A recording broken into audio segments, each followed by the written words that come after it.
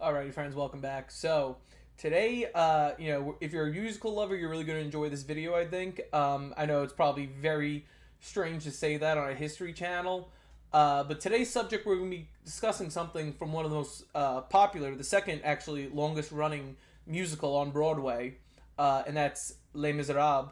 We're going to be discussing the June Rebellion of 1832. So, Les Miserables was written by Victor Hugo, who is actually one of my favorite writers and philosophers. So, as always, if you're new to the channel, I hope I can earn your subscription. Please like, share, and comment. If you're returning, let's get into it. When Victor Hugo was 30 years old, he was sitting on a bench in early June in Paris. In the distance, he had heard gunfire going off. Unlike the other Parisians, he ran towards the shots. He would find hundreds of students and Republicans building barricades and firing on men of the Garde Nationale and French army. This would help inspire the climax of his novel, Les Miserables, and later inspire the climax for the stage production. But what was the June Rebellion? Outside the music of the drama of Les Miserables, what caused it and what were the students and Republicans actually fighting for? Much like Les Miserables, we're going to start in 1815. But unlike the book, we will not be starting in the prison of Toulon or the diocese of Digne. Instead, we start in Paris. Napoleon Bonaparte has again fallen from power, and the Bourbon royal family is re-established as the monarchy of France under Louis XVIII. Now, before Napoleon's return, the Bourbons had been trying to destroy any progress that the Revolution or Napoleon had made in the general life in France, trying to re-establish the ancien regime that had once ruled over France for hundreds of years. Now, they did not remove all aspects of the Revolution. The king would have the House of Peers and House of Delegates to serve as the new legislator for the Kingdom of France, but still the regular people suffered once again under the boot of the Bourbons. Louis XVIII would die in 1824, being succeeded by Charles X, his brother. And both men were brothers to Louis XVI. But Charles X would bring in far more conservative government and trample more on the people. However, there was someone of note who took advantage of this. Charles' cousin, the Duke of Orleans, Louis Philippe, was an ultra-liberal aristocrat.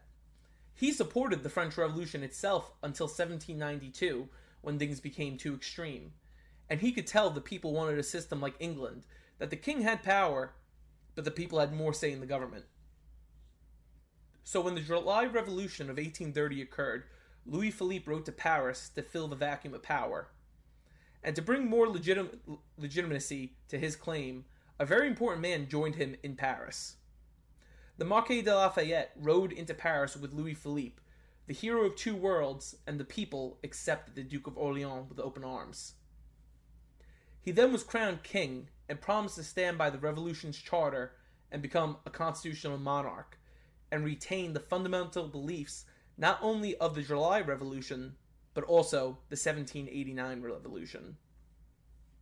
Now, for the majority of France, they welcomed this new liberal king, one who they believed would give them the vote and hope that things would get better. However, the Republicans were furious.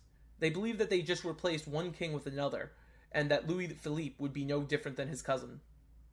The Bonapartists were furious because they wanted back the empire that brought France glory, and they didn't believe that the House of Orleans would be capable of doing that. Then also, the Legitimists were upset because the House of Orleans was a cadet house of the Bourbons, and they saw Louis Philippe as a usurper, and wanted Charles X's grandson, a Bourbon, Henry, to sit on the throne. However, many young people in Paris, mainly the student class and working class, flocked to the Bonapartist and Republican camps, who were more allied than some would realize. Victor Hugo himself grew up a Bonapartist, then turned full-hearted Republican, to the point that when Napoleon III rose to power, he went into exile. But Louis Philippe actually did try his best as king to start bringing in Republican ideas to the monarchy. He changed the national flag back to the tricolore. He also tried to remove the lavish of royalty from the French court, opting to wear the uniforms of the military instead of the rich bourgeois clothes of his predecessors. He also ended the divine line view of monarchy. He would now, unlike other kings who wore the light blue sash as a sign of divine blood, wear a red, similar to Napoleon, saying that he was a man of the people. But not everyone was convinced of this new monarch. Maximilian Lamarck was a former general in the French army, from the time of Louis XVI to Napoleon, all the way to Louis Philippe. He would often criticize the monarchy, saying they feigned support of the people while getting payouts by the aristocrats. He became a symbol to the Republicans, of all things, that were right about the Revolution of 1789, and he served Napoleon loyally, so the Bonapartists loved him especially for how he never swayed from his support of the late emperor. However, Lamarck in spring of 1832 had contracted cholera and was extremely ill. The Republicans and Bonapartists were concerned, as they thought they were going to lose the only good man in France. Then, on June 1st, 1832, it happened. After months of struggling, Lamarck passed away. The king decided that Lamarck, as a hero of the past, as well as a figure of the left in France, deserved a state funeral, which was organized on June 5th, 1832.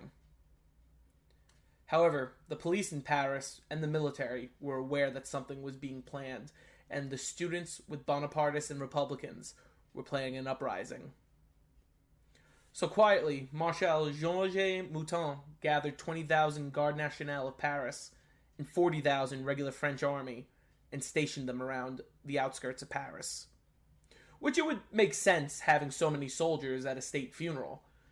When Napoleon's remains were brought back to Paris from St. Helena in 1840, tens of thousands of troops were present, including the Old Guard veterans.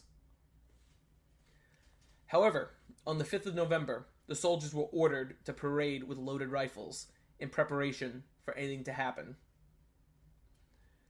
As the procession was redirected by the insurgents, they brought the coffin to the Place de Bastille, where the Revolution of 1789 in quote began. Quickly, the eastern and central districts began to build barricades trying to hold key choke points across the city. Mouton finally gave his orders for all troops to move into the city to put down the rising. Using melee bags, they began to barricade in the districts around the insurgents. The sad part is, while the insurgents believed they were leading a new 1789, Paris in fact cared very little for what was happening. But in the districts under siege, violent urban warfare would take place. Because of how narrow the streets were, the soldiers could only move forward in lines of about 15 to 20 men, and that would narrow down their forces, which would cause casualties very large to the government forces. The insurrection would only last less than 2 days. The last barricade would be stormed at Clotaire-Saint-Marie, where the barricades finally fell silent on June 6, 1832. Louis Philippe, actually, unlike other kings, was seen riding around Paris on horseback during the rising with his generals. Parisians screamed, "Long live the king," and "Long live liberty," creating this idea that the insurrectionists were extremists and were deserving of what they were getting. The Republicans and Bonapartists, however, would use the aftermath to advance, citing false arrests and kangaroo trials as proof of tyranny. They even would compare the insurrectionists to the 300 Spartans at Thermopylae, fighting for freedom against the tyrant. People like Victor Hugo saw a terrible beauty in the rebellion, men and women who put their everything just to be snuffed out. And that's why it would end up playing such a huge role in his novel, Les Miserables. King Louis Philippe I would lose power regardless in the Revolution of 1848, one of the few in Europe that successfully overthrew its monarchy, achieving the Republicans' dreams.